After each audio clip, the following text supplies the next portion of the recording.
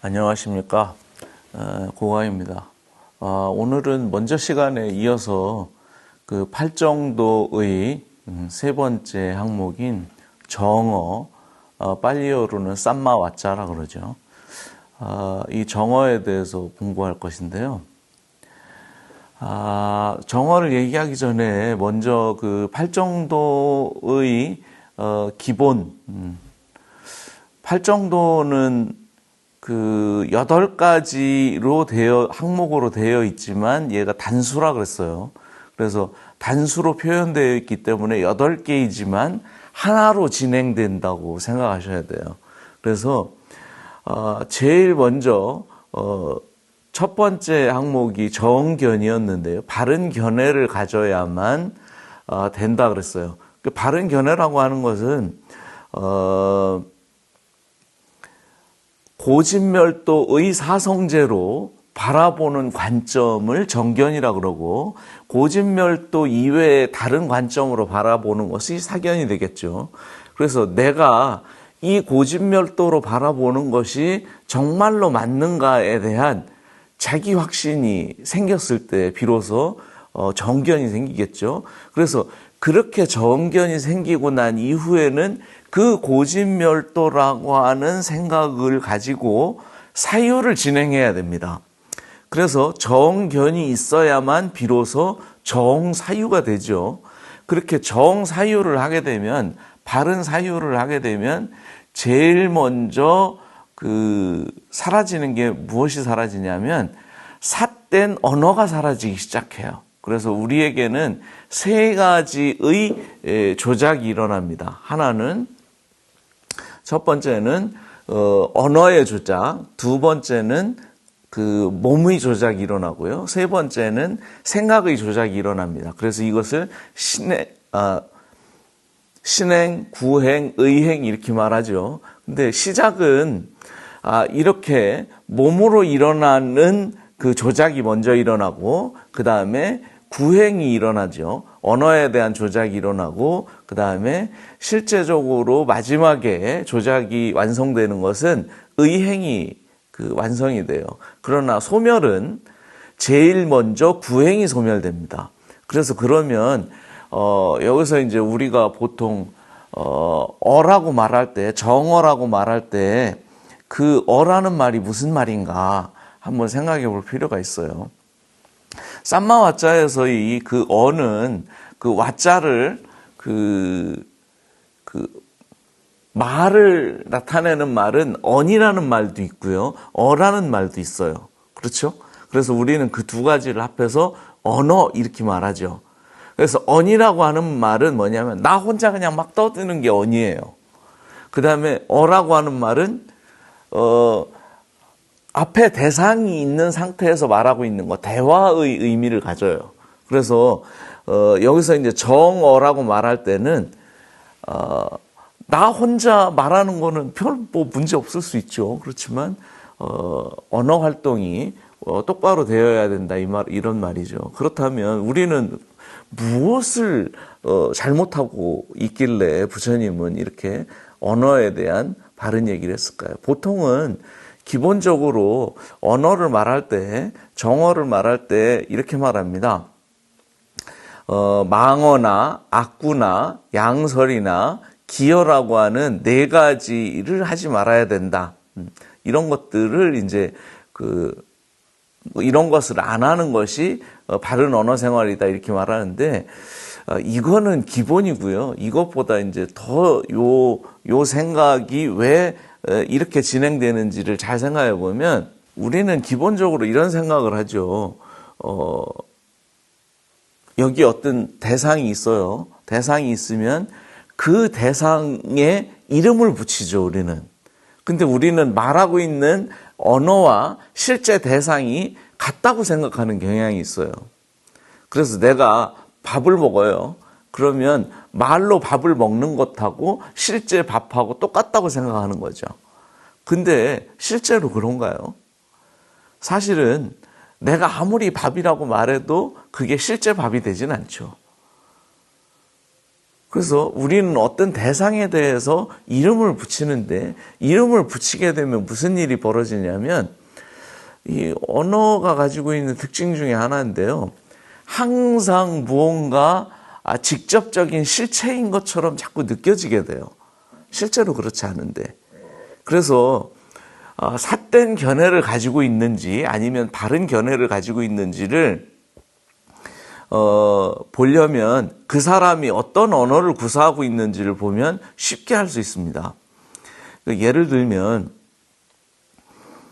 어떤 사람이 내가 보고 듣고 그 다음에 느끼고 안다고 그렇게 말한다면 우리는 그렇게 생각하죠. 그래서 우리가 보고 듣는 걸 뭐라고 말해요? 시청한다 그러죠. 볼 시자에 그 다음에 들을 청자 이렇게 써요. 근데 경전을 보면 시청이라는 말은 거의 안 나옵니다. 견문이라는 말이 시청이라는 말 대신에 견문이라는 말이 많이 나와요. 견문이라는 말은 보고 듣는다고 말할 때는 우리가 시청이라고 말할 때는 어떤 주관이 있어가지고 그것이 어떤 대상을 보고 그것을 듣는다는 말이 그게 보고 듣는다는 말이죠. 그렇다면 보고 듣는다고 말할 때는 항상 뭐가 있을까요? 자아가 있습니다. 내가 보고 내가 듣는 게 돼요. 그러면 이렇게 보고 듣는다는 말이 있는데 굳이 한문에서 견문이라는 말을 따로 만들어서 써야 될 이유가 있었을까요? 특히 들을 문자 같은 경우는 원래 듣는다는 말이 청자로 있는데 굳이 따로 이 글자를 만들어서 번역하기 위해서 만들었던 글자인데요. 그렇다면 견문과 시청의 차이는 과연 뭘까요? 견문은 보고 듣는 게 아니고 보이고 들리는 겁니다. 그래서 우리는 절에서 이렇게 말하죠. 견문각지라고 말을 해요. 그거는 우리가 번역할 때 보고 듣고 느끼고 그 다음에 아는 것 이렇게 번역하지만 그렇게 되면 뭐가 있어요? 자아가 있죠. 내가 있어가지고 대상을 보고 그것을 듣고 그것을 느끼고 그래서 내가 그것을 안다 이런 생각을 갖는 거죠. 그렇다면 뭐가 되겠어요? 자아가 있어가지고 어떤 대상을 보는 게 되고 대상을 느끼는 게 되고 대상을 듣는 게 되죠. 그래서 내가 대상을 안다고 생각하는 거죠. 그렇다면 항상 거기에는 자아라는 생각이 끼어들게 돼요. 근데 부처님은 견문각지라고 말해요. 그러니까 보이고 그 다음에 들리고 느껴지고 그래서 알아진 거죠. 내가 무엇을 알려고 해서 아는 게 아니죠. 잘 한번 생각해 보세요. 우리가 어떤 대상이 있으면 누구한테 처음 소개를 받아서 이름을 알았다고 생각해 봐요. 그러면 처음에는 모르는 사람이었을 때는 그 사람이 어떤 사람인지 내가 인식이 되든가요? 보이든가요? 그냥 어떤 덩어리가 있었을 뿐이지 그가 그라고 인식되지는 않아요. 근데 우리는 이미 그런 기억들이 내재되어 있어서 대상이 드러날 때 그것이라고 매칭되어서 드러나는 거죠. 그것을 우리는 보였다, 들렸다, 느껴졌다. 그죠? 그 다음에 알아진 거죠. 그래서 우리는 실제로 보면 대상이 보이고 들리고 느껴지고 그 다음에 알아지는 것이죠. 내가 보려고 해서 그것을 보거나 그것을 들으려고 해서 듣는 게 아니에요. 우리는 대상이 나타날 때 그 대상이 나타남과 동시에 자아가 그 대상을 보는 것 같은 느낌으로 드러나고 있을 뿐이지 실제로 내가 있어가지고 그것을 보는 게 아니고 그런 대상들이 나에게 드러날 때 그런 대상이 있는 것처럼 드러난다는 거예요. 그래서 부처님은 바른 견해를 가지고 바르게 사유할 때 바른 언어 생활이 가능하다 이렇게 말했던 거죠.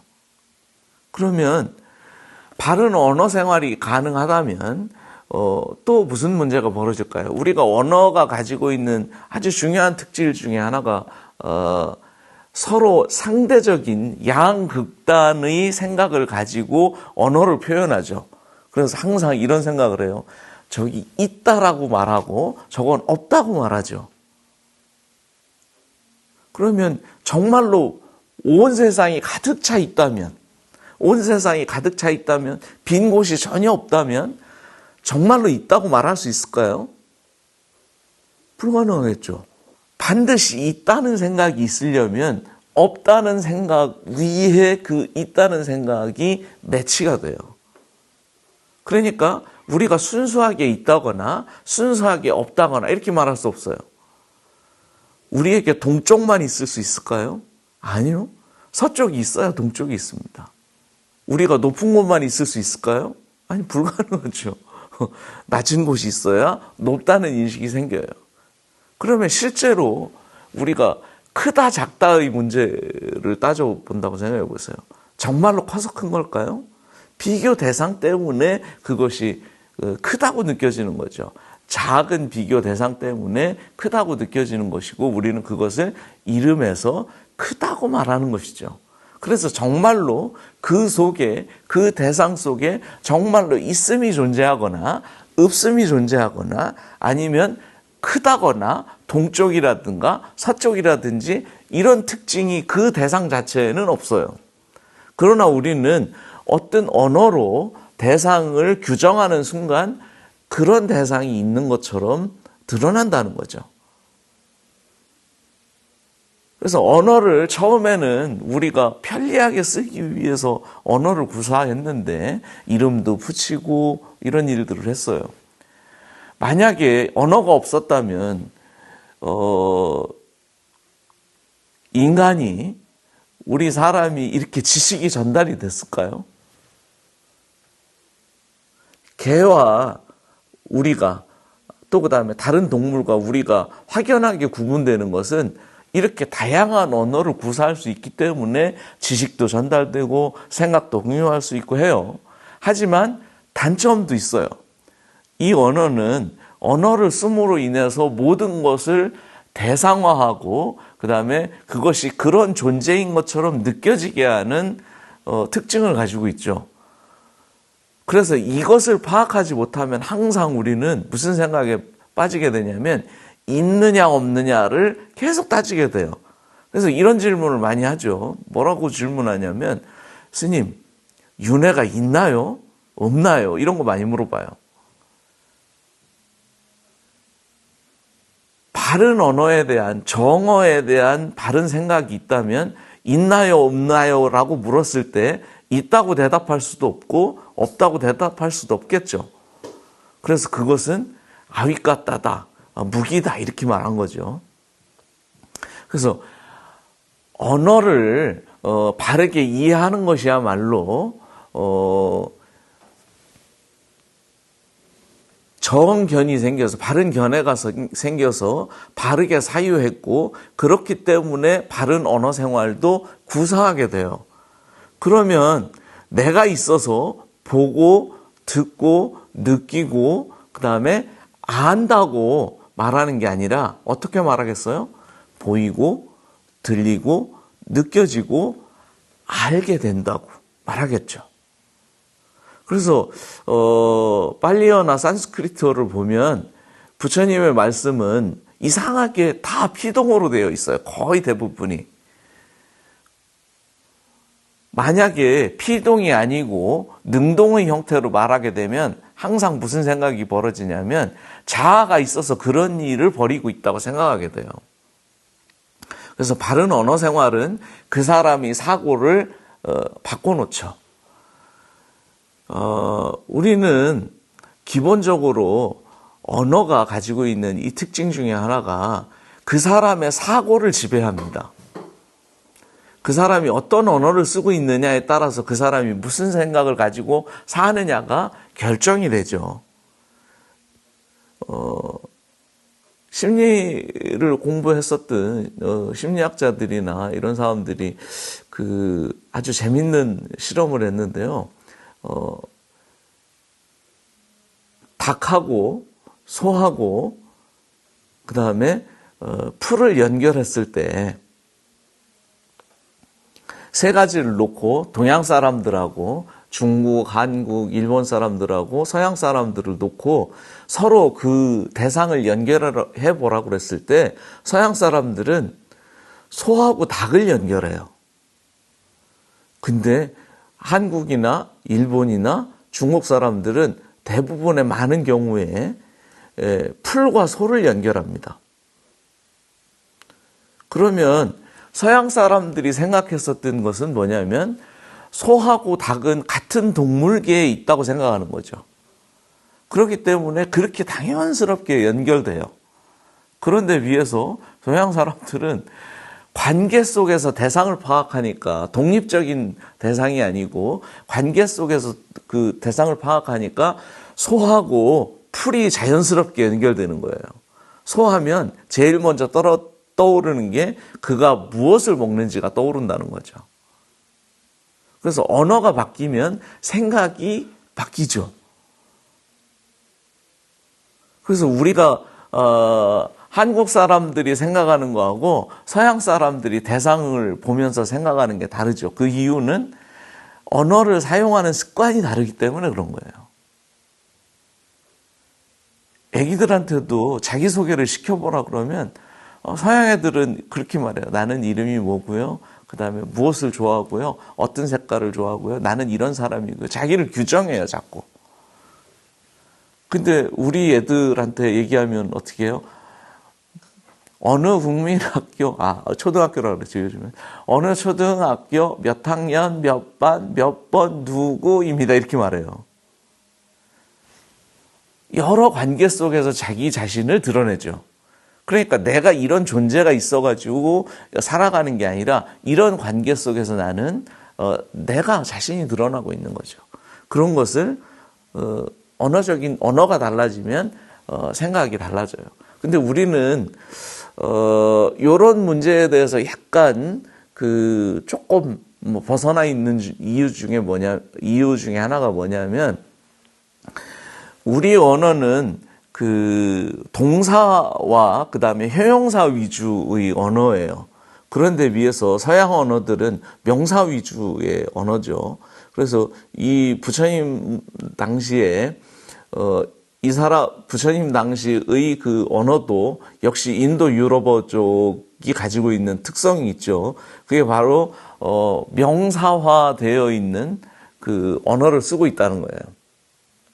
그러니까 대상에 대해서 어떤 규정하는 기본이 있는 거죠. 그래서 예를 들면 영어의 동사를 보면 비동사가 기본이죠. have 동사와 비동사가 기본입니다. 그러면 have 동사와 비동사는 have라는 말은 소유한다는 말이죠. 내가 어떤 존재가 있어서 내가 대상을 소유한다는 의미가 기본 have 동사에 가지고 있고, 그 다음에 비동사는 그것이 그런 것으로 있다는, 존재한다는 의미를 갖는 거죠. 이 두 가지 동사를 통해서 세상을 바라보는 거죠. 그렇게 존재하고 무엇이 누구에게 소유되어 있는지를 생각하는 거죠. 그러니까 항상 자아가 등장해요. 그런데 비해서 우리는 굳이 자아를 등장하지 않고도 그 언어를 사용한다는 거죠. 예를 들면 서양 사람들 같은 경우는 내가 간다고 표현한다 그러면 우리는 그냥 가 이렇게 표현할 수 있는 것과 같은 거죠.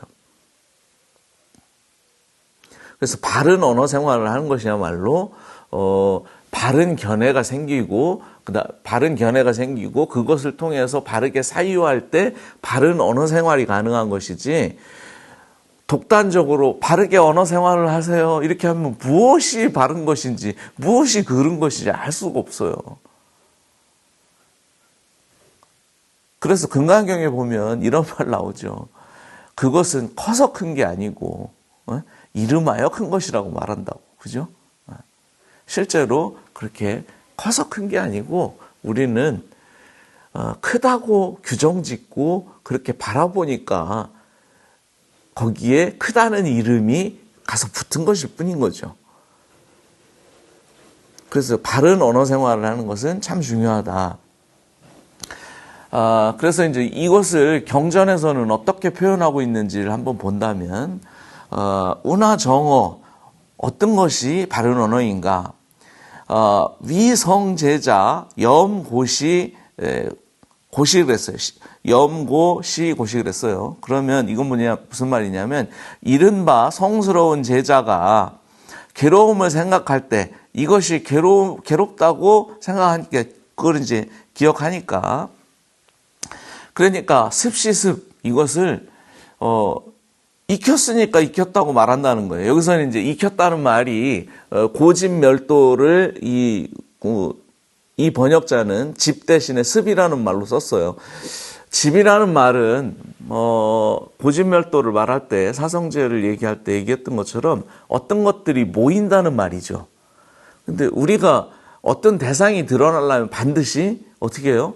언어가 쌓여야 그 대상이 드러나겠죠. 그래서 이렇게 익혀진 것은 익혀졌다고 말하고 그 다음에 멸했으니까 멸했다고 말한다는 거예요. 근데 우리는 그렇게 생각 안 하죠. 그래서 염도, 시, 도시 그러니까 또 기억하는 것을 도를 기억하니까 이것이 도라고 할 때 그렇게 말한다는 거예요. 그래서 혹은 근본에서 이것들이 만들어졌는지를 관찰했는가. 여기서 이제 혹관 본소작 할 때 그 본소가 뭐냐는 거예요. 본소가 근본이 되는 장소죠. 여기서 근본이 되는 장소는 유깁처를 말합니다. 6개의 입처로 되어 있는 곳에서 만들어지죠. 소작돼요. 그런 것에서 지어지고 만들어지죠. 그래서 혹 학념재행 혹은 우리가 기억되는 것이 재행이죠. 모든 것이 조작되어서 기억됐다고 하는 사실을 배웠는가 이거를 생각해야 된다는 거예요. 그 다음에 혹견 재행재환 혹은 모든 것이 조작되었기 때문에 재난과 환란이라고 하는 사실을 보고 있는가. 또 혹견 열반지식 혹은 열반이라고 하는 것이 지식이라고 하는 사실을 지식이라는 말은 멈추어서 완전히 더 이상 번뇌가 일어나지 않는 거죠. 그래서 이거를 이제 삼법인에서는 열반 적정할 때 적정을 말하는 거예요. 고요해진 것을 보고 있는가? 열반이라고 하는 것이 만약에 열반이라고 하는 것이 외부에 있는 것이라 그러면 말이 안 되겠죠. 그거는 부처님이 말한 열반과 외도들이 말한 열반이 다르니까 그런 것이라고 할 것이고 그 다음에 혹 무착염관선 혹은 여기서 이제 관선할 때 이 선은 훌륭함을 말하는 거예요. 훌륭함을 생각해가지고 애착함이 없는지를 보냐는 거예요. 기억하고 있는지. 그 다음에 심해탈시 마음이 해탈했을 때는 완전히 이제 열반이 일어나고 그 다음에 우리가 이런 잘못된 생각들이 벗어났을 때는 어중 제9의 사묘행이라 그랬어요. 그 가운데에서 입으로 일으키는 4가지가 제거되는 거죠. 4가지가 제거돼요. 그거는 아까 얘기했던 것처럼 이 앞서 나왔던 것처럼 뭐냐면 망어는 거짓말하는 거죠. 악구는 악담하는 말이고 그 다음에 양설은 여기서 이 말하고 저기서 저 말하는 거고 그 다음에 기어는 꾸며서 하는 말이죠. 아주 미사역으로 이쁘지도 않은데 겁나 이쁜데? 뭐 이런 거 이런 것들이 진행되는 거죠. 이런 4가지 일을 하고 있는지 그 다음에 제여 구 악행 입의 나쁜 조작이죠. 잘못된 조작으로 인한 그것들을 원리재단 완전히 끊어버렸는지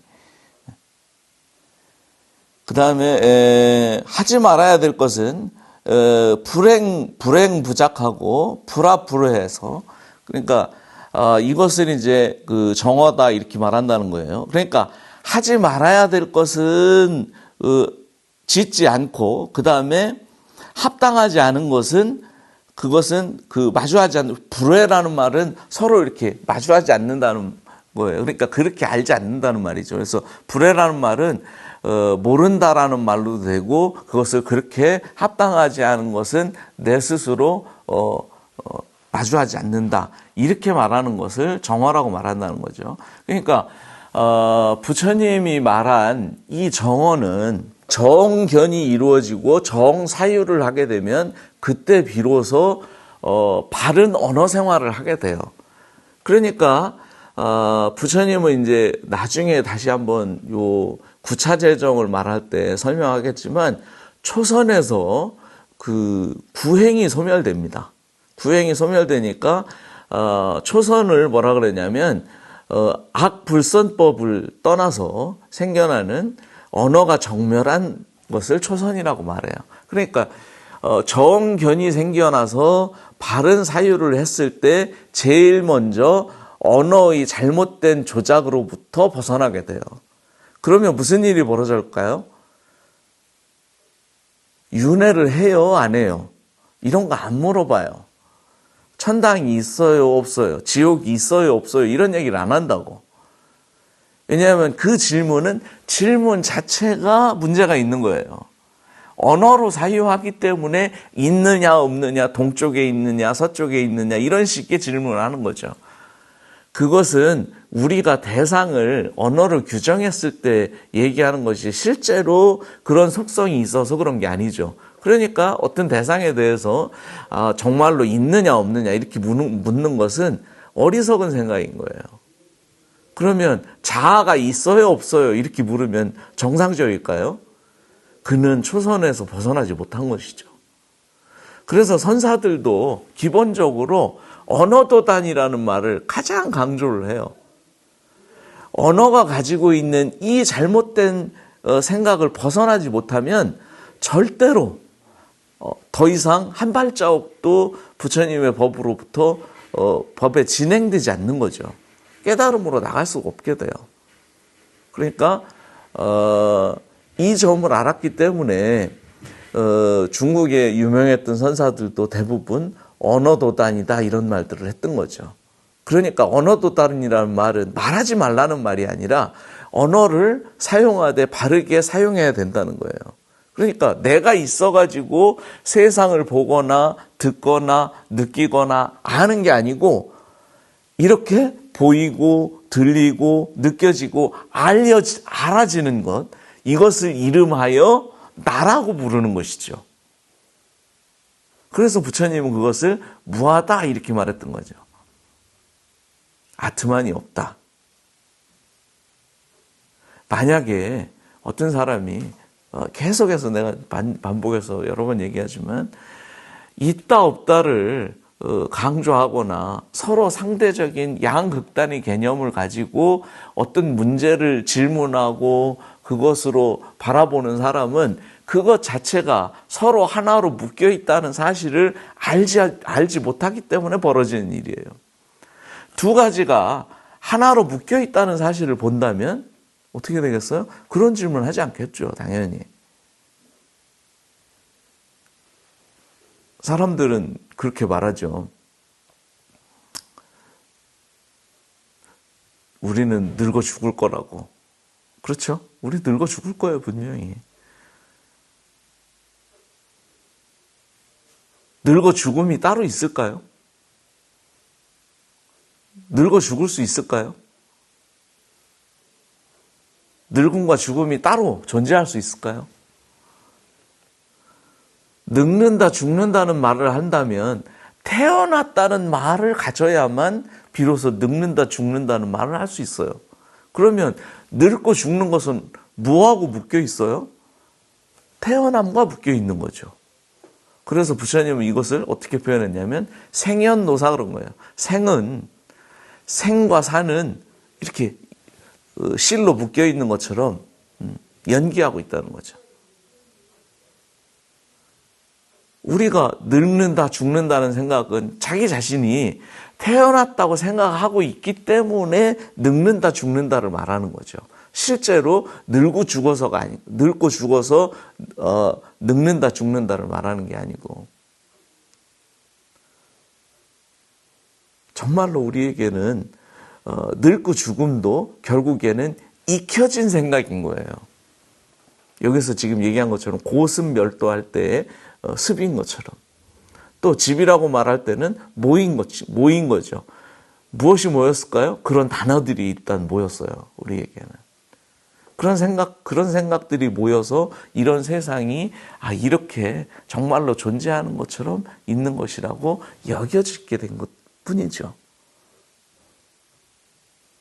그래서 부처님은 언어 생활을 하는 데 있어서 바른 언어 생활을 해야 된다고 하는 게 쌈마와짜의 정어라는 거죠. 정어에 대한 그 어느 정도 이해가 됐을 거라고 생각하고, 그래서 첫 번째로 우리는 생각해야 될 게 뭐냐면, 바른 언어 생활에 대한 내가 지금 쓰고 있는 언어가 정당한지 아닌지를 잘 관찰해야 됩니다. 이것을 관찰하지 못하는 사람은 바른 언어를 쓸 수가 없어요. 그래서 항상 어떻게 말해요? 내가 밥 먹고, 내가 똥 놓고, 내가 뭐 한다고 이렇게 생각해요. 그러니까 나는 있다고 생각하는 거죠. 근데 자기 자신을 한번 잘 생각해 보세요. 정말로 내가 알아서 아는 것인가? 누군가의 얘기를 받아들여서 나도 그렇게 생각하고 있을 뿐이죠. 그래서 임재 스님은 이런 얘기했어요. 마치 다른 사람이 똥을 씹어가지고 나한테 주면 그 똥을 내가 받아서 씹어서 나도 똑같이 씹고 그거를 뱉는 것 같다고. 언어를 쓴다고 하는 것이.